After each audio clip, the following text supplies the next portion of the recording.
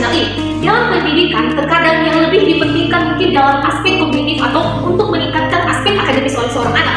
Namun, perlu kita ketahui bahwa dalam pendidikan tidak hanya bertugas untuk mengembangkan aspek akademis dan aspek kognitif pada seorang anak. Namun, hal yang paling penting selanjutnya yaitu belajar sosial dan emosional. Ketika peserta didik diperhadapkan dan diberi pelajaran tentang belajar sosial dan emosional, mereka tidak hanya pintar secara akademik dan kognitif, tapi juga mereka mampu melakukan perbuatan-perbuatan yang menghidupi pendidikan tersebut, terutama dalam berinteraksi sosial dengan lingkungannya. Lalu, bagaimana dengan belajar sosial dan emosional ini sih? Pertama yang perlu kita ketahui adalah pengertian belajar sosial dan emosional. Di sini saya mengatakan bahwa belajar sosial dan emosional adalah pendekatan pendidikan yang membantu peserta didik mengembangkan kemampuan emosi, membangun hubungan yang sehat, mengambil keputusan yang bijak, memiliki empati, serta bertanggung jawab dalam kehidupan sosial. Mempelajari sosial dan emosional sangat penting, di mana ia mampu mengendalikan emosi yang ada dalam dirinya. Emosi yang ada dalam dirinya yang dimaksud tadi bukan hanya emosi ketika seseorang itu marah, tapi ketika seseorang itu bahagia, ketika seseorang itu memiliki perasaan senang, sedih, khawatir, takut, dan lain sebagainya. Namun, di lain bagaimana ia bisa mampu mengendalikan emosinya, ia juga harus mampu menyesuaikan emosi tersebut ketika ia berinteraksi di lingkungan sekitarnya. Ketika ia mampu mengenal kedua dari belajar sosial dan emosional, ia mampu bertindak dengan baik sesuai dengan pelajaran sosial dan emosional yang baik di tengah-tengah masyarakat. Selanjutnya, mengapa belajar sosial dan emosional ini penting? Yang pertama yaitu untuk membantu siswa mengenali dan mengatur emosi. Seperti yang saya katakan tadi, seseorang anak yang sudah belajar tentang sosial dan emosional yang mampu mengendalikan emosi yang ada dalam dirinya sesuai dengan lingkungan yang ada di sekitar. Kedua yaitu mampu meningkatkan komunikasi yang baik. Membangun komunikasi di tengah-tengah masyarakat itu kadang terlihat rumit, di mana seseorang terkadang tidak mampu percaya diri tentang apa yang hendak ia katakan di tengah-tengah masyarakat tersebut. Namun, ketika ia sudah mampu ketika ia sudah diperkenalkan bagaimana belajar teori sosial dan emosional, ia mampu membangun hubungan yang baik dengan berkomunikasi yang baik terhadap lingkungan sosial. Yang ketiga yaitu mengurangi perilaku negatif. Perilaku negatif yang dimaksud di sini yaitu seperti konflik, seperti bullying, stres, dan kecemasan. Ketika ia mampu mengendalikan emosinya, maka seperti konflik, bullying, dan stres serta kecemasan tidak akan terjadi dalam kehidupannya. Selanjutnya yaitu meningkatkan fokus belajar dan motivasi dalam dirinya. Dan yang keempat, membentuk pribadi yang berjelasan. Seseorang yang terkadang ketika umurnya lebih tua,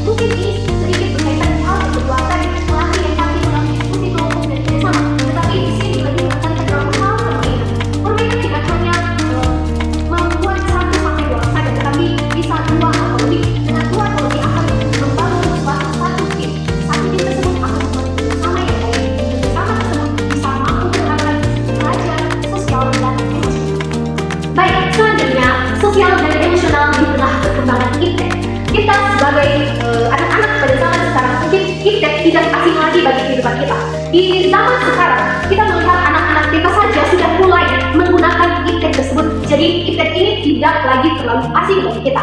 Di tengah perkembangan iptek ini, terkadang sosial dan emosional kurang berperan dalam kehidupan seseorang. Kenapa?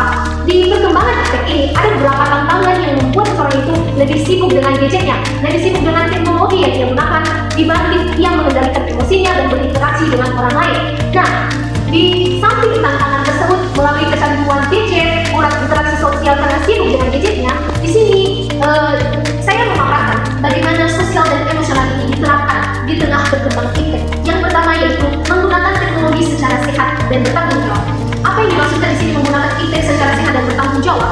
Kita memang punya hak untuk menggunakan gadget, tapi kita harus menggunakan gadget itu secara terbatas. Terbatas yang dimaksud di sini yaitu menggunakan teknologi secara sehat, di mana tidak akan merugikan diri kita sendiri dan tidak merugikan orang lain. Ketika kita menggunakan gadget dengan tidak merugikan siapapun, otomatis tanggung jawab yang kita dapat kita akan bisa menyelesaikannya sesuai porsi diri kita sendiri. Lalu, bagaimana hal yang kedua itu mengelola emosi akibat tekanan media sosial.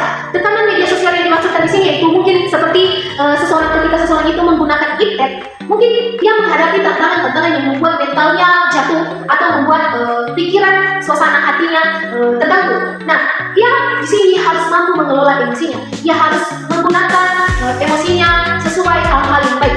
Maksudnya di sini yaitu dia tidak boleh harus melakukan keputusan-keputusan yang merugikan dirinya sendiri ataupun dirinya orang lain. Yang selanjutnya yaitu membangun etika digital, empati online dan komunikasi yang sopan.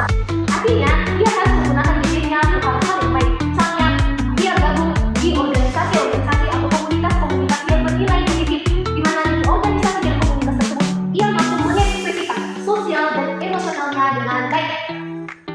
Lalu, bagaimana juga penerapan dalam pendidikan agama Kristen? Pendidikan agama Kristen ini sangat penting bagi semua orang yang beragama Kristen. Dia tidak hanya diajarkan nilai-nilai Kristen tersebut, tetapi diajarkan untuk mampu menerapkan nilai-nilai Kristen. Bagaimana penerapan teori belajar sosial dan emosional ini dalam hal? Yang pertama yaitu mengajak siswa mengenali dan mengelola emosi melalui doa, renungan, dan refleksi. Terkadang di dalam satu kelas, guru harus memberikan teori belajar yang sangat baik ataupun yang menarik dalam kelas. Misalnya membuat refleksi, menulis refleksi diri di sebuah kertas. Ketika siswa diajak untuk menulis refleksi diri di sebuah kertas tersebut, maka teori belajar sosial dan emosional sudah tertera dalam kegiatan tugas tersebut. Yang kedua yaitu meneladani karakter Yesus. Nah, Yesus di sini meneladani karakter Yesus di sini maksudnya yaitu seperti kasih, kesabaran, kerendahan hati dan penguasaan diri. Yang ketiga melatih empati dan kepedulian melalui interaksi sosial misalnya membantu orang-orang yang ada di sekitarnya yang sedang berkebutuhan. Yang keempat mengajarkan penyelesaian konflik secara damai. Terkadang di era kita saat ini kita tidak mampu mengendalikan emosi kita dengan baik. Kita langsung menyampaikan emosi yang ada dalam diri kita sendiri tanpa melihat akibat dari emosi tersebut. Nah, di sini dia mengajarkan bagaimana menyelesaikan konflik secara baik. Kita harus menyelesaikan permasalahan yang ada di sekitar kita dengan mampu mengendalikan emosi yang ada dalam diri kita melalui berdasarkan prinsip pengampunan dan rekonsiliasi Kristen. Yang terakhir yaitu menciptakan lingkungan kelas pendidikan agama Kristen yang aman, saling menghargai, dan bebas dari intimidasi. Artinya di sini di dalam kelas tersebut tidak boleh ada perbedaan antara satu dengan yang lainnya. Kita tidak boleh melakukan perbedaan antara suku, agama, ras, dan lain sebagainya. Tetapi kita harus tetap memiliki sikap saling menghargai, mampu mengendalikan emosi, dan mampu berinteraksi dengan baik kepada mereka. Terakhir yaitu kesimpulan. Apa kesimpulan si teori belajar sosial dan emosional ini? Yaitu belajar sosial dan emosional menolong peserta didik berkembang secara utuh, bukan hanya cerdas secara akademik, tetapi juga matang secara emosional, sosial, dan spiritual, terutama ketika diterapkan dalam pendidikan agama Kristen. Artinya, seperti yang saya katakan tadi di awal pemaparan materi kita, di mana pendidikan tidak hanya bertujuan untuk meningkatkan aspek akademik dan kognitif seorang anak, tetapi bagaimana mereka diajak untuk mampu menerapkan interaksi sosial, mengendalikan emosi ketika berada di tengah-tengah masyarakat. Demikian pemaparan video dari saya.